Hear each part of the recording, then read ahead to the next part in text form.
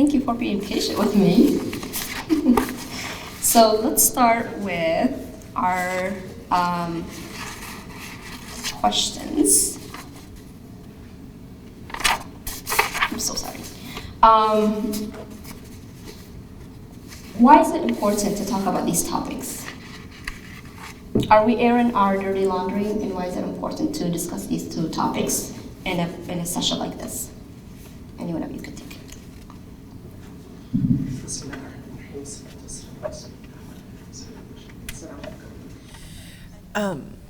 I think, so airing our dirty laundry is the concern that is raised second most when we interact with community members, when we interact with victims.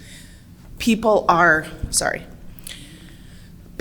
really nervous about sharing what is going wrong in our community, because so often anything that has to do with the Muslim community that's less than a positive light is often weaponized against our community, and it's used to target us as showing that we're bad or that we don't deserve to be here, or whatever it is false, to paint the community in a bad light. So people, understandably so, have this really strong aversion to talking about what is done in the Muslim community that may not be warm and fuzzy and wonderful to talk about.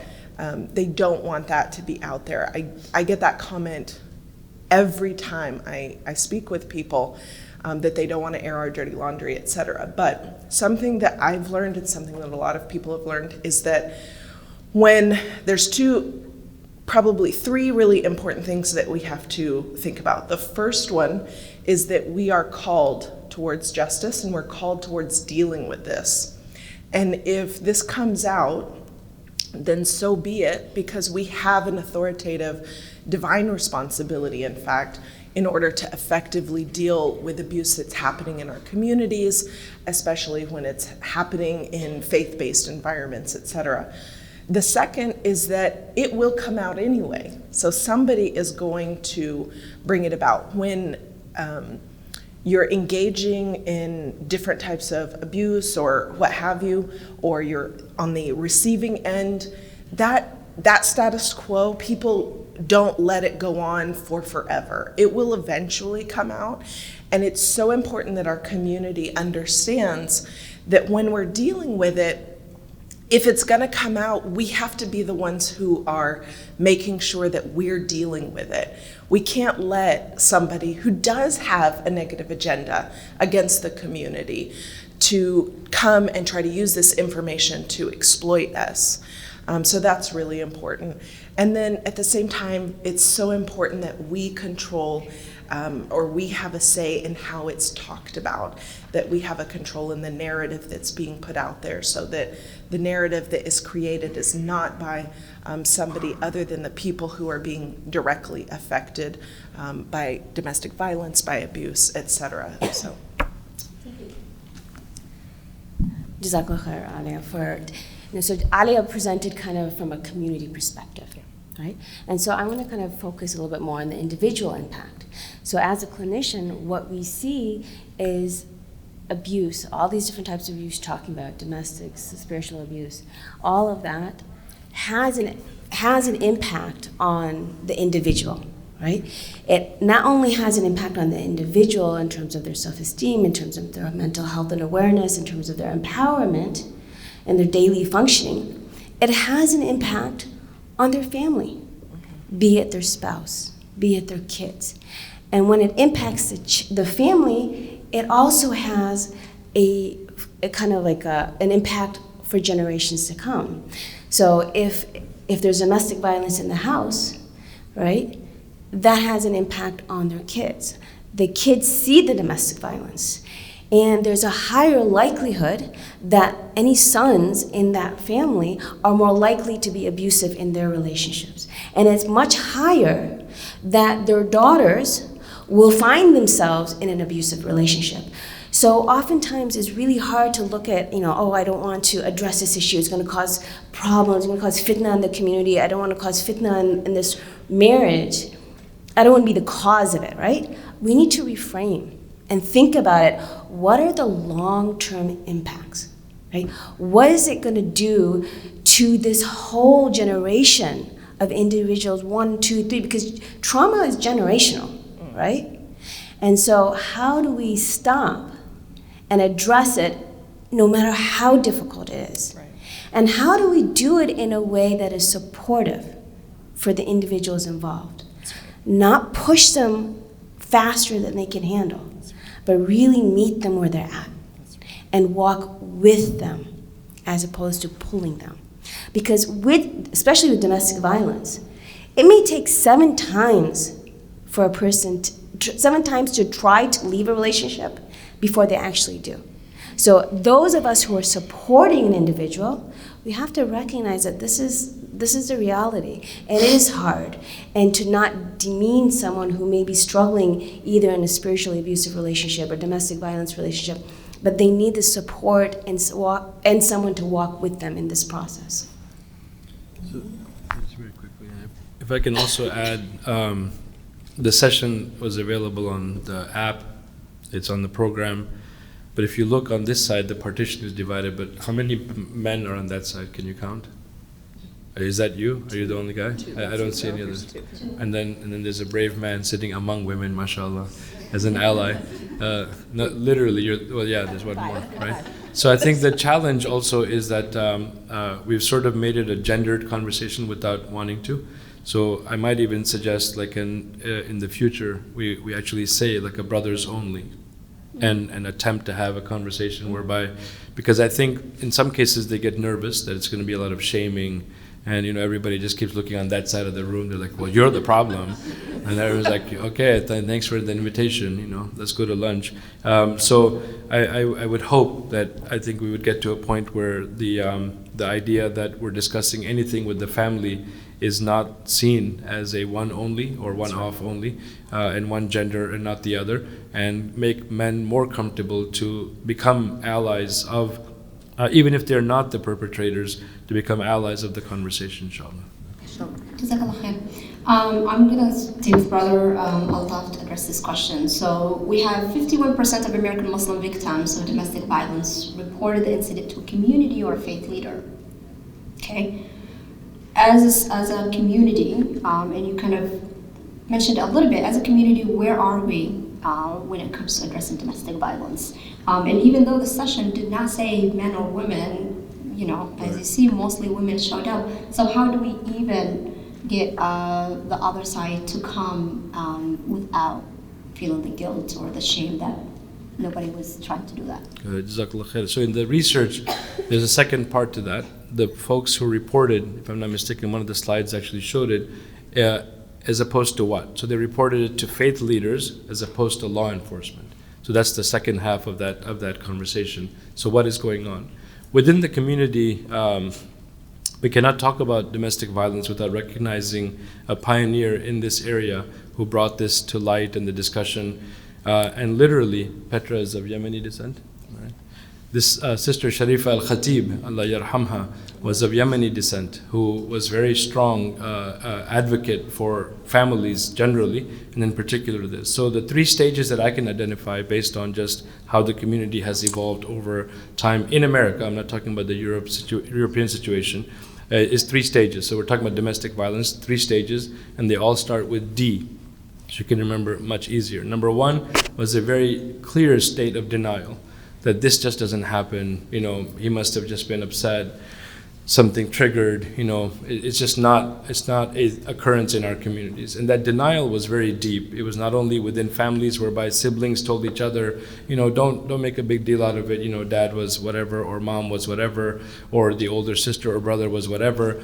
It's not something that, that's not us, it doesn't happen to us.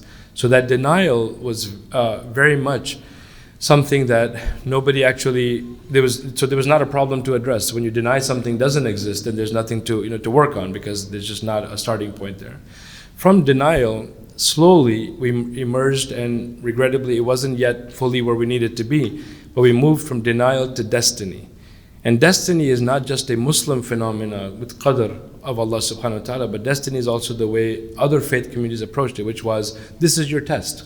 deal with this test. This is what is going to make you stronger. This is what Allah has planned for you. This is the will of Allah subhanahu wa ta'ala. And then destiny, even to the degree of misinterpreting what we call 434, verse 434 in Surah Nisa, to say that in fact it's destiny, that this is how correction of behavior is supposed to occur, and some of it does involve hitting.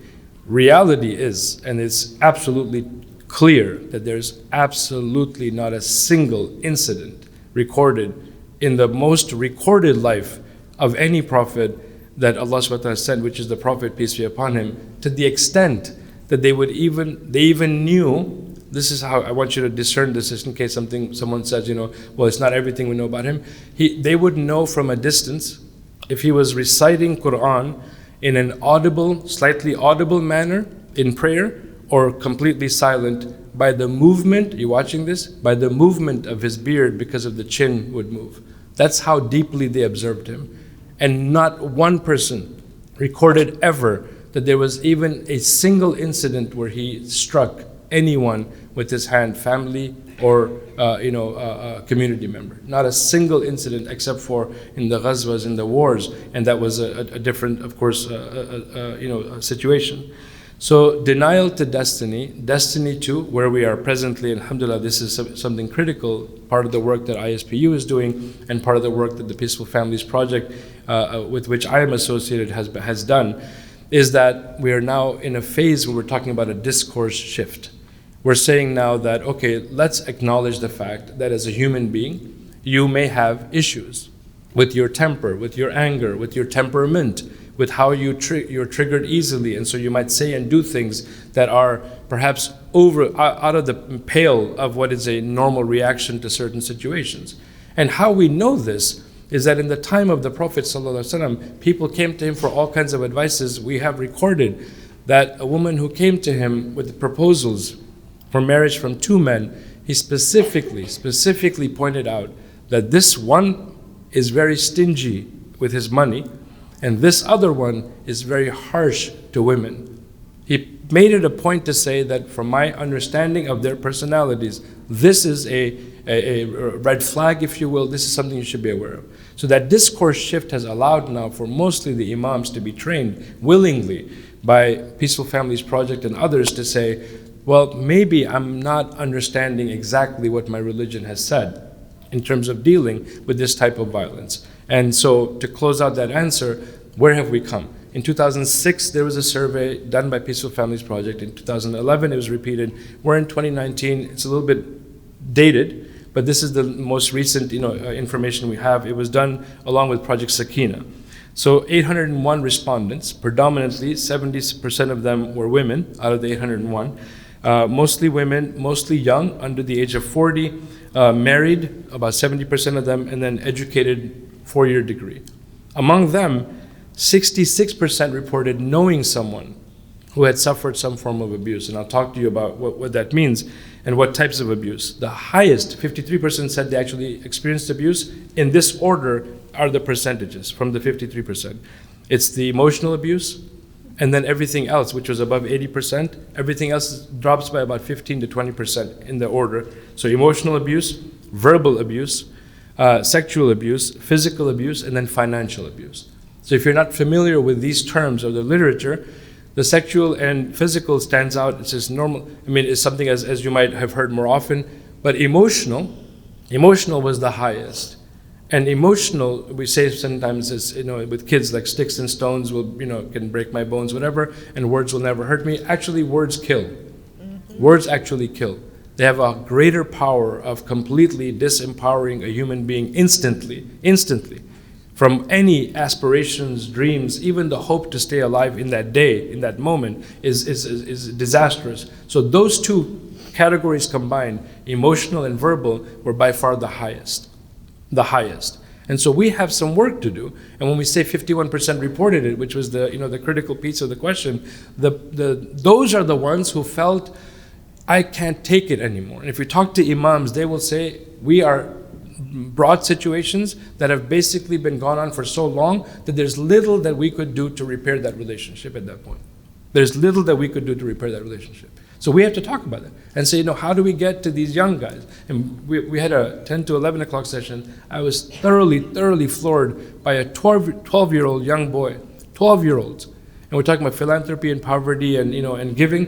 And then we got to the role of women in society. 12-year-old Ismail, 12-year-old stood up and said, how can I, with 7 women in my family, talk to the masjid about the space that they provide for women in terms of worship? He has that awareness at the age of 12.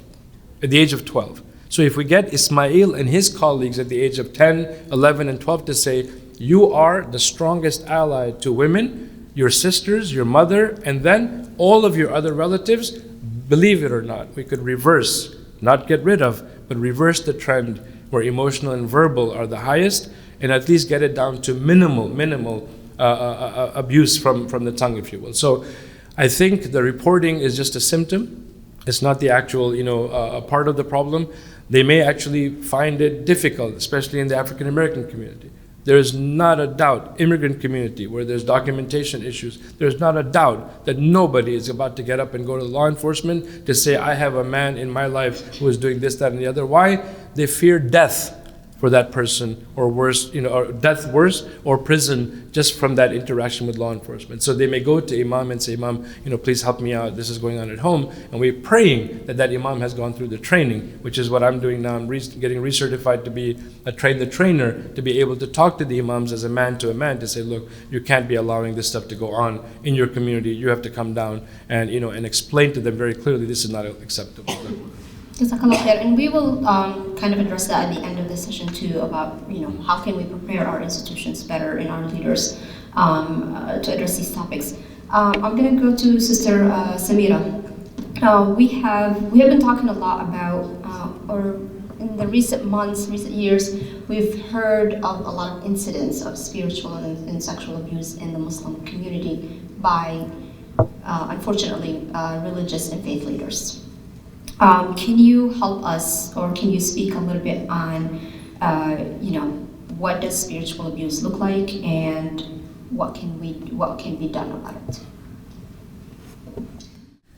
So spiritual abuse refers to any time an individual is using religion, the deen, in a way that's manipulating, bullying, isolating an individual for personal gain, be it financial, sexual, personal, emotional, whatever. But they're using the deen for their own personal gratification, right? And oftentimes, we as a community or we as individuals may not initially recognize that abuse because it comes out in different ways, right? One way you see it is misquoting, misconstruing texts from the Quran, right? Altaf mentioned the ayah on daraba, like hitting, right? That's a very common one. The hadith of a woman being cursed for not responding to her husband's intimacy needs. That's another version. So there are many different verses from the Quran and a hadith that are the information is not presented within its full context, right? And so that's one way. Another way spiritual abuse occurs either between spouses, between community leaders, and the congregants is in terms of preventing an individual from practicing their beliefs, either not allowing them to pray, not allowing them to fast, making fun of them. That's another example of how it may look like. Similarly, it may be making fun of them. I remember an incident happened in front of me where an imam who was engaged to his fiancée was asking her to do things that were clearly inappropriate, right? And she was really confused. She's like, but he's saying it's okay in the deen, and internally she's feeling this doesn't seem right, but she didn't have the confidence, right? And so that gets to another aspect of our Islamic literacy, because there is this power differential that we have with our community leaders and faith leaders. Because we defer to them with so much respect, to the point that we don't question them, young people or individuals, anybody, feel like, well, they know better than I do, right? And so I should listen to them. And that's kind of how that manipulation takes place. And so you see that happening. And the other aspect is when this happens, the alternative is if they say something, if the individual who has been either groomed or used inappropriately, when they tell somebody, they're often told to not talk about it. What's going to happen to your reputation? What's going to happen to this, right? Generally, there's victim blaming. And we've seen this many times. There's always questions afforded, the benefit of the doubt given to the religious leader, the community leader. There must have been a reason. He wouldn't have done it this way unnecessarily. We're more willing to give the benefit of the doubt for those community leaders rather than understanding, well, what he or she did was inappropriate. Like, it was inappropriate. We're like, but he has done so much, or she's done so much for the community. How can we just put their name out there like that, And I think those are the questions that, that Alia was talking about earlier is, if we don't address this, and I've had this happen so many times, or there have been speakers or leaders who have known cases that they have acted inappropriately, and you tell the community leaders, do not invite the speaker, because this and this and this has happened, and the communities ignore them.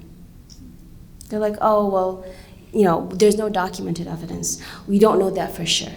And alhamdulillah for the work that Alia and her team is doing. I cannot tell you how many dollars I make for you guys, because now we have an organization who is addressing this. And so now when this happens, I send people to FACE, and I say, look, FACE, and maybe you'll talk about it a little bit more, FACE is looking into this issue, documenting this issue. You really need to be careful and not invite this person, because then it perpetuates the spiritual abuse beyond one individual. It goes on to many individuals. And so these are the things that we really need to address to start making change. Jazakallah khair, thank you. So, move to Alia actually. Good transition. So, Alia, not only is part of the topic is unwanted sexual advances from from faith leaders, but we also have 51% of American Muslim victims of domestic violence and 44% of those who are victims of unwanted sexual advances report these incidents to faith leaders and community leaders. How prepared are we as a community to handle these reports? What is your experience? I know you founded a whole organization to discuss this. So can you walk us through where are we? Map the American Muslim community, faith and community leaders preparedness for such incidents and such reports. Sure. Thank you. Bismillah. So we're not near as prepared as we need to be. However, we are way more prepared than we were 10 years ago. So there is a, bright light on the horizon. There are organizations like mine that have never existed before. There are organizations that are up and coming. Mihad Fahmi, who's here from the Hurma Project. She's over there in the purple. The Hurma Project also recently initiated into dealing with these sorts of things, especially in the world of prepping our communities and helping our communities to gain the skills, the resources, the process, the protocol in order to do as much preventative work as we can. What our community is scrambling with a lot is the reactive, portion of this. How do we deal with it? How do we try to help victims? How do we try to protect our community? There's many different levels of trauma that communities go through. There's the trauma that the individual who was abused goes through. There's the trauma that their family and their friends who are close to them go through once they find out what has happened and the abuse that has transpired. And then there's the the trauma that has happened to the community at large, because a lot of times when you have somebody who is very trusted and in a very sacred role and position to dispense sacred knowledge to the community, and that trust has been violated or abused or called into question, then that creates a type of trauma and distress, because as much as we like to say that we don't associate our faith with individuals and people, it's human nature that when we see somebody who is representing our deen, or who is dispensing knowledge, when you hear sacred words coming out of people's mouths, it's automatic that you associate that person's actions with the faith itself, right? And so it's an innate thing that we do. And so it's very hard to disassociate from what you're seeing an individual doing versus what the religion is speaking of. Islam actually teaches and what Islam actually says is okay. So it's, when we talk about are our communities prepared, what we've seen the most is that communities using specifically an Islamic framework will be able to address the individual instances that are happening in the community. They'll be able to address them using Islamic prescriptions to say, no, you can't do this, when the transgressions get really high, especially when they become criminal in nature. Okay, so most communities will say, you know, when abuse tends to come forward, they'll be able to say, no, that's not okay, they'll fire somebody, etc. So that happens pretty frequently, that they're able, once it comes forward, they're able to fire the person and disassociate themselves from that individual. What we don't see happening is that community warning the next community. We don't see the communication happening where there is going to be the transfer of knowledge from one community to the next when they find out that individual has gotten another position. One of the reasons FACE was created was to interrupt that cycle of silence, right? Is to say, no, we're not, if this happened here, we want to make sure that it doesn't continue on, right? The second thing that's important to mention is process and protocol. We have to implement process and protocol in the hiring process, in the onboarding process when somebody takes on a role as a leadership position in the Muslim community. And let me just take a moment to say we're not only talking about imams and mashayikh. We're talking about anybody who holds a position of authority within the Muslim community, men and women. We have people who have reported women to us who have violated their positions of trust. So we have to be very clear, and thank you, Dr. Altaf, to bringing in the conversation about gender. While women are the vast majority of victims of abuse in the community, they're not the only victims, so we do have to pay attention. And the vast majority of people who are addressing this are women, but they're not the only ones addressing this, and so we have to pay attention to that. Process and protocol is one element that we have to get better at instilling. We don't have robust practices on the whole. I would, just in my experiential knowledge, it's about 10 to 15% of masajid have some sort of full service protocol in order to create the environment necessary for a safe, sacred environment. But that leaves, you know, a good 85 to 90% of communities that don't have the necessary rigor in order to create that environment to begin with.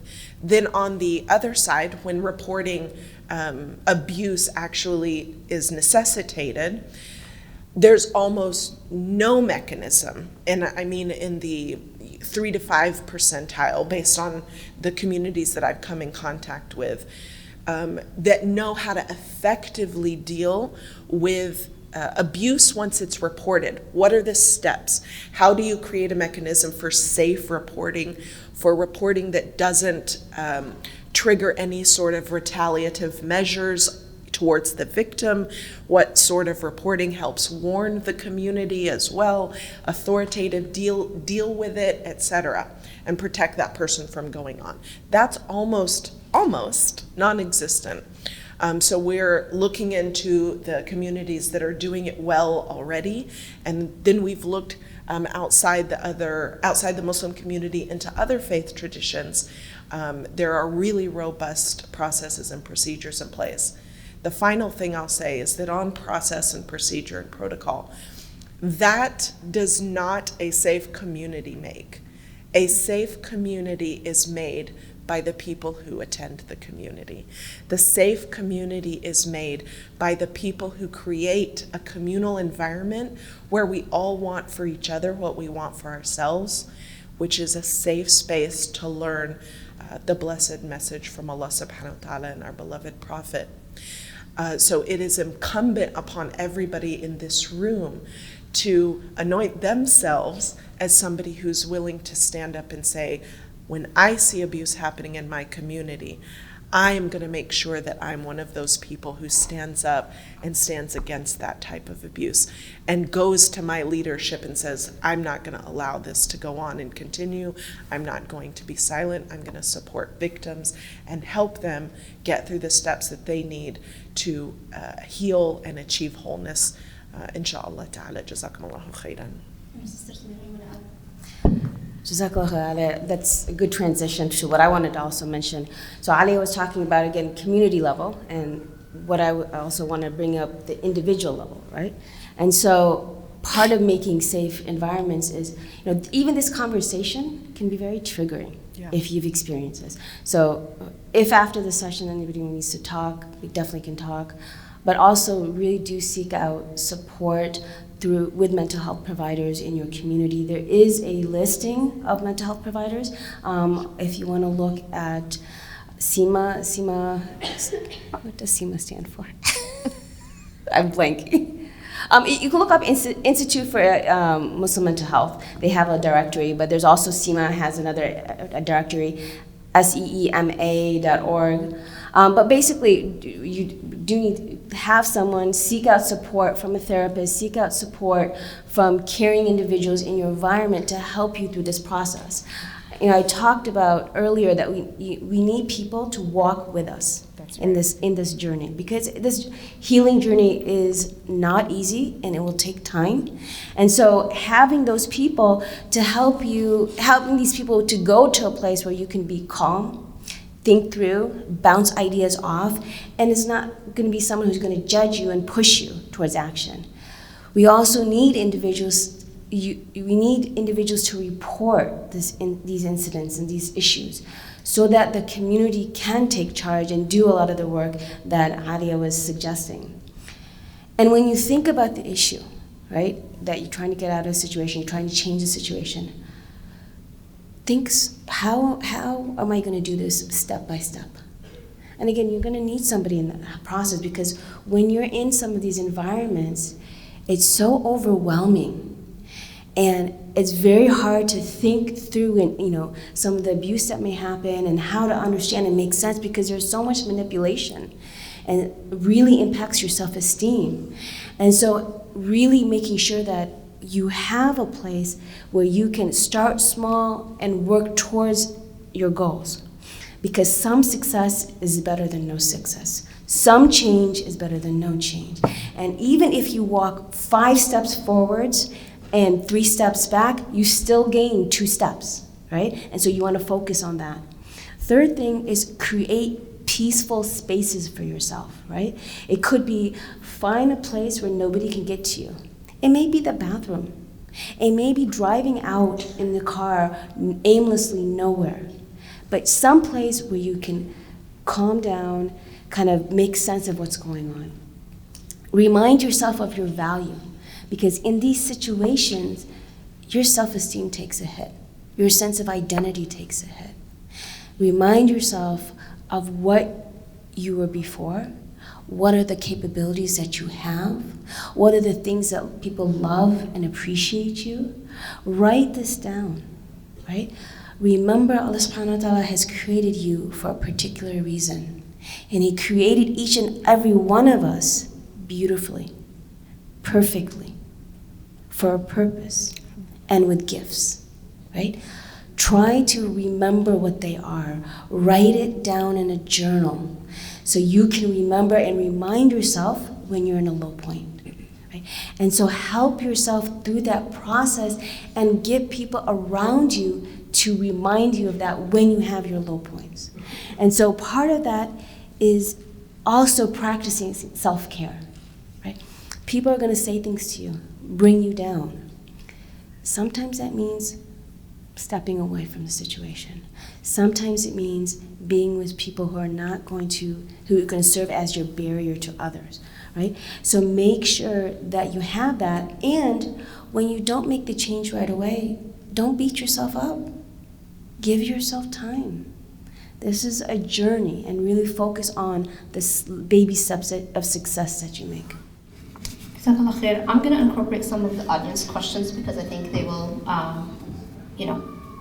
help continue the conversation. So one of the questions here says, how can we as community members help those seeking help from an abusive relationship move forward, especially when the imam or the community leaders are encouraging those young women who are married or unmarried to either go back go back to that relationship, go back to that home, or to they're pretty much the religious leaders and community leaders are telling the sisters, just go back, there's nothing that can be done. So how can the community members help in that situation?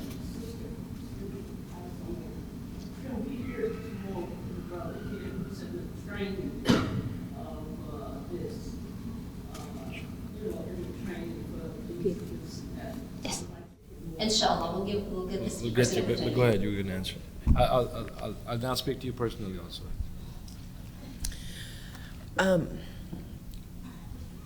So it's important to realize that many of those people who are doing this work are called to do this work because they are survivors. I am a survivor of domestic violence. I'm a survivor of childhood sexual assault. And it's important that we, when we're ready, when those of us who are in the community who are survivors are ready, that we are able to get into a space where we, if we want to, can come out and be brave and say those things. Stepping into a brave space will help empower those around you to be able to come forward and seek help in the first place. That's one. Two, if you are in a position to help others, it's important that you don't impose your wants and desires on the person who is struggling. There are a lot of victims advocate groups, sexual violence advocate groups, etc. There's an organization called Heart Women and Girls who focus specifically on sexual violence, and they understand this from a very intimate level and can help provide a lot of resources and tools. But we're also having a growing number of therapists who are working in these arenas. So make sure that if you are put into a position where you come in contact with a victim, that you do not try to solve it yourself, okay? It's so critical that you get them to professional help if they're willing and ready. If they want to just tell you and you be supportive, that's fine.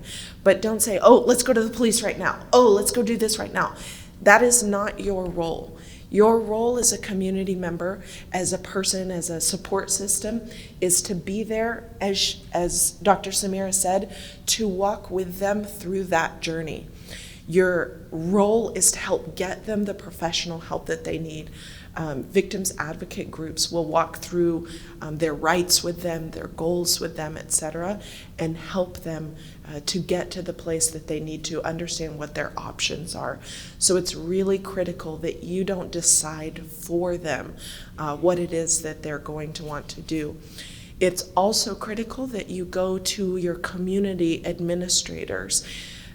Dr. Altaf, Peaceful Families Project, Hurma, FYI, FACE, we cannot possibly reach all of the masajid. Even there's multiple groups.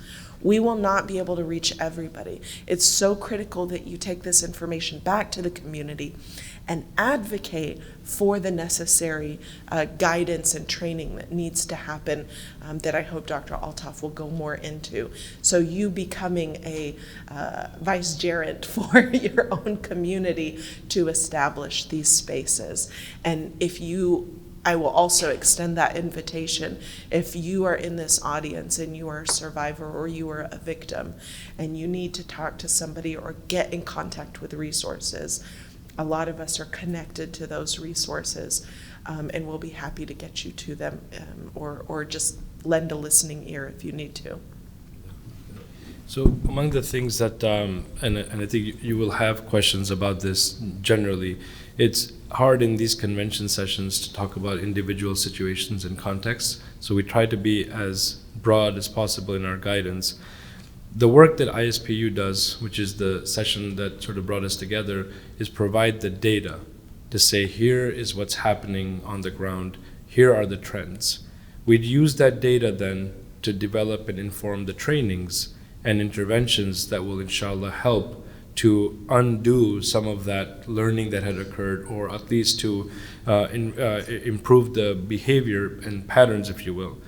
As far as the imams and the community leadership is concerned, I think one of the things you all can do, because you clearly walked very far to come to this room, so you have an interest in this topic, is we ask you to then become very seriously engaged in this, and then use that data to go back to your masajids, for example, talk to the board and say, October, for example, nationally is Domestic Violence Awareness Month. So as we talk about khutbah planning, then we can use this data, and ISPU, for example, and Yaqeen Institute, of which I am a part, we partnered on this to say that ISPU has the research, we're developing resources for everyone, particularly, then why not develop khutbah talking points that can then put this across.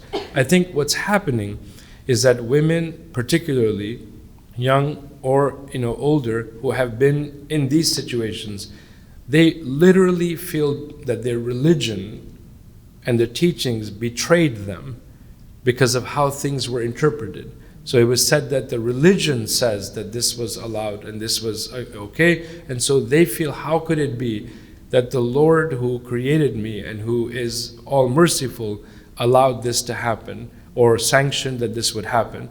To undo that will need a lot of training. To undo that will need to separate between human behavior, human insecurities.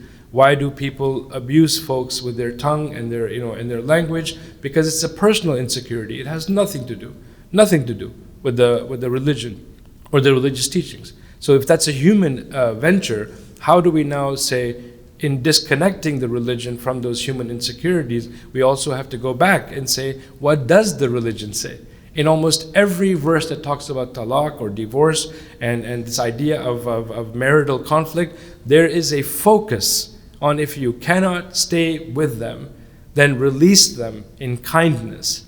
That part is forgotten. And in that is the financial abuse. In that is the verbal and emotional abuse. So what we're trying to say is that if you want to really be a part of the solution, and Dr. Sameera made an important point about being triggered, we don't take often into consideration that folks who are listening to this may be personally in a situation or have been in a situation and are affected. So what we're saying is, let's make that alliance. Let's make that group come together and say, let's stand together to share these resources with folks who couldn't come, with the imams, the boards, but more importantly, seeking help. Getting folks to say, it's okay if you go and talk to someone. I have someone in the community, if it's not going to be the imam, someone who is elderly. Spoke about this in the main session last night about local elders who are very knowledgeable, who have really helped be the first responders in many cases, who could help intervene in this case, but give them now the facts. Give them the ISPU data and say, here are where the trends are headed, and here are the resources. If they need counseling, right, there are a lot more resources we mentioned. What they definitely want, and this is very clear across faith communities, they want something grounded in their religion. They want something grounded in their religion. And I can tell you, Khalil Center, for example, that comes out of Chicago, who is now expanding its reach, that Islamic groundedness is something phenomenal. It's something phenomenal. And people really find, oh, subhanAllah, my religion does speak to mercy and kindness and love and healthy, meaningful, respectful relationships. This is my religion. It was the man or the person, the perpetrator, that person was individually messed up. It was not the religion ever, right? That's the training we're trying to, inshallah, impart. And I'm hoping that you can be a part of that journey by supporting, not only by making dua, but also donating to these think tanks and to these institutions that are providing these services. Before Sister Sameera speak, I just want to address some of the questions here quickly. So one of the questions is, what are some of the or what can you do in your local faith center or your local community? All the panelists have mentioned lots of amazing resources that you could check out. Khalil Center, FYI, ISBU, FACE, the Herma Project, Peaceful Families. Take those. Brother Altaf mentioned the khutbah project between ISBU and Yaqeen. We have developed, we use the research, the data that you saw today, and Yaqeen developed khutbahs that are ready for you to take to your masjid, to your imam, and saying, this topic is really important to our community, can you deliver this khutbah? So the khutbahs are ready for them, all they need to do is deliver it. All of that is available on our website, and it's also on Yaqeen's website, isbu.org. So please check those out, those resources are available for you. So I was just going to list those specifically. So in terms of spiritual abuse, we've mentioned a couple. So there's the Family and Youth Institute. If you go to the website, thefyi.org, we have a spiritual abuse toolkit, because sometimes it's very hard for people to kind of recognize what it is, what's going on, and really want to talk about it publicly. It's much easier to do it at home sometimes. So there's that. We also have, there's starting research, that Herma project we had, if you can raise your hand again. They're starting research they're trying to gather people to do research. There's also In Sheikh's Clothing, right? So they also have a lot of articles on the topic of spiritual abuse that can help you. And then in terms of Heart, where they have a lot of information on sexual assault. And sexual health. And sexual health and well-being. So that's another place you can look. And then in terms of the domestic violence, Altaf mentioned Peaceful Families Project, right? Then there's Project ICNA, right? And there's a research that ISP did, and Yaqeen has a number of different animations and videos and articles that addresses these issues. Also, Peaceful Families takes some of those ayat and they're taken out of context and breaks it down in details that's really helpful.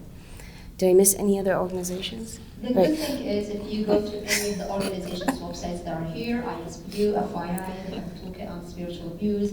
If you go to any of these websites, we usually connect to each other as well. So you will see those resources available on our websites, and you'll see almost all of these organizations or projects mentioned in any of our websites. If you can't find them, please email me. I am more than happy to send something your way. So one thing that you could tangibly do, one, be familiar with all these organizations and what they have. Two, at your masjid, Altaf mentioned, bring all of us, either one of us out. But three, make sure on your website you have links to all of these organizations so people know that resources are available. Sometimes people don't want to go to their local imam or their local community, but if they know that these resources are available and it's on the local masjid website, as well as a list of local mental health providers, that can help people get help when they need it, how they need it, etc. So I would advocate that you go back to your masjid and ask for these organizations' resources to be listed on your community so that you're benefiting people who you don't even know, maybe not even coming to the masjid, but you get the barakah, you get the reward of getting it onto the website, and asking them to kind of regularly share these resources in your community. And of course, the khutbah list that you mentioned. Jazakallah khair. I know there are a lot more questions and I wish we had more time to address them. So